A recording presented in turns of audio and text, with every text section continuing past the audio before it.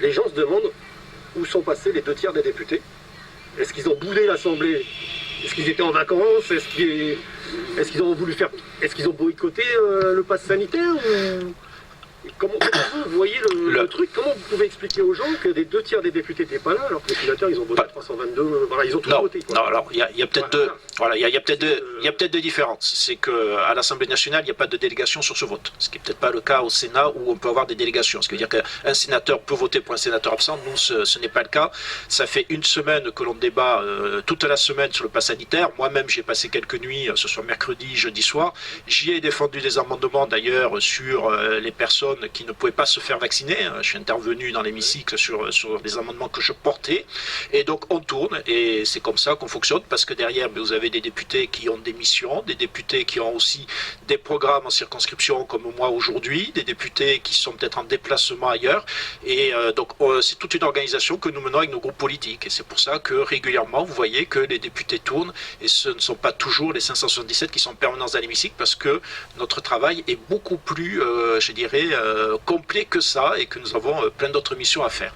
Donc nous avons tourné depuis maintenant une semaine où nous travaillons sur ce projet de loi à l'Assemblée nationale. C'est quoi la nature de l'amendement que vous avez déposé? Moi j'ai vu plein d'amendements de plein de groupes. J'ai passé quelques heures à regarder en direct à l'Assemblée nationale, hein, des débats. J'ai vu beaucoup de groupes, des autres banques, essentiellement, déposer des amendements, soit pour supprimer l'article 1er, soit... Ouais. Et vous, votre amendement, alors, vos amendements, ça c'est le sujet. L'amendement... Vous êtes pour l'extension d'un pass sanitaire qui a été voté le 31 mai.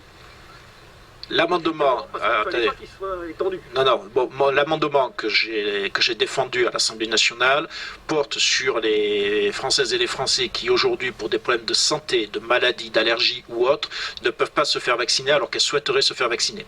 Aujourd'hui, ces personnes ne pouvant pas se faire vacciner, elles se retrouvent dans une double peine. Ce sont souvent des personnes qui ont besoin de garder du lien social parce qu'elles ont des problèmes de santé.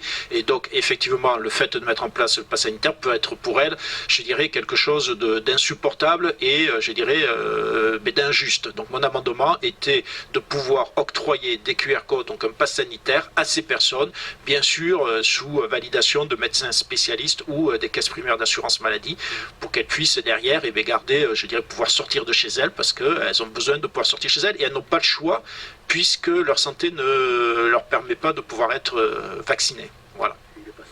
Donc c'est ce qu'on appelle des angles morts de la loi. Voilà, donc aujourd'hui nous avons avancé puisqu'il y a eu un engagement du ministre de la Santé, c'est ce qui m'a répondu d'ailleurs dans l'hémicycle jeudi soir, un engagement du ministre de la Santé d'apporter une réponse à chaque personne individuelle.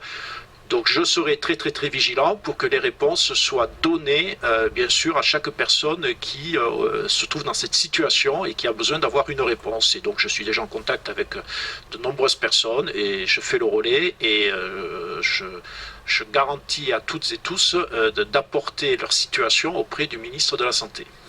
Mais ça veut dire que le tout vaccinal, c'est-à-dire que moi j'ai vu M. Lenné déjà pendant les élections, des élections départementales, M. Fabien Lenné, député aussi de la République En Marche. Je ne sais pas si vous me direz, c'est une impression, mais le gouvernement ou la majorité ont l'air de tout miser sur la vaccination pour sortir de la crise. Vacciner.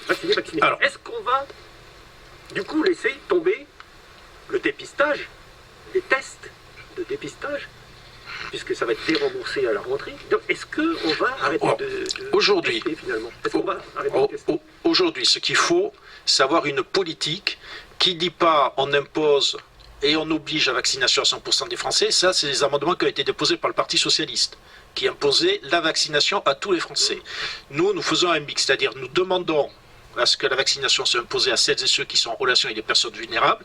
Nous travaillons sur le pass sanitaire pour inciter et accompagner Françaises et Français à se faire vacciner. Et bien sûr que le dépistage est maintenu. Et d'ailleurs, nous avons de plus en plus de centres, y compris dans les Landes, pour accompagner le dépistage. Donc je dirais, c'est une politique qui n'est pas sur un et un seul pied, c'est une politique qui est sur plusieurs pieds. C'est comme ça qu'on arrivera à avancer. Bien sûr, moi je respecte les Françaises et Français qui ont des doutes, qui ont des craintes et des inquiétudes. Je les écoute et je les entends. Néanmoins, aujourd'hui, dans un collectif tel que notre pays, on sait qu'on a besoin d'avoir une forte majorité de Françaises et de Français vaccinés. Donc on porte, je dirais, cette volonté et cette politique avec le gouvernement. Moi, je souhaite qu'il y ait une forte majorité des Françaises et Français qui se fassent vacciner. On a bien conscience que 100% ne le feront pas. Ça serait complètement absurde de le penser. C'est pour ça que nous n'avons pas suivi les groupes politiques qui nous demandaient une obligation totale de la vaccination. Mais si on veut arriver à faire en sorte que ce virus soit maîtrisé dans notre pays, nous avons besoin d'avoir un taux de vaccination beaucoup plus élevé qu'il n'est aujourd'hui. C'est pour ça qu'on mobilise beaucoup d'acteurs, et je les remercie, des bénévoles, des acteurs de la santé, des mairies, des agents des collectivités, des agents des services de l'État, qui sont tous en renfort tout au long de la période estivale pour faire en sorte qu'il y ait de plus en plus de vaccination. Nous avons donc aujourd'hui des centres de vaccination mobiles.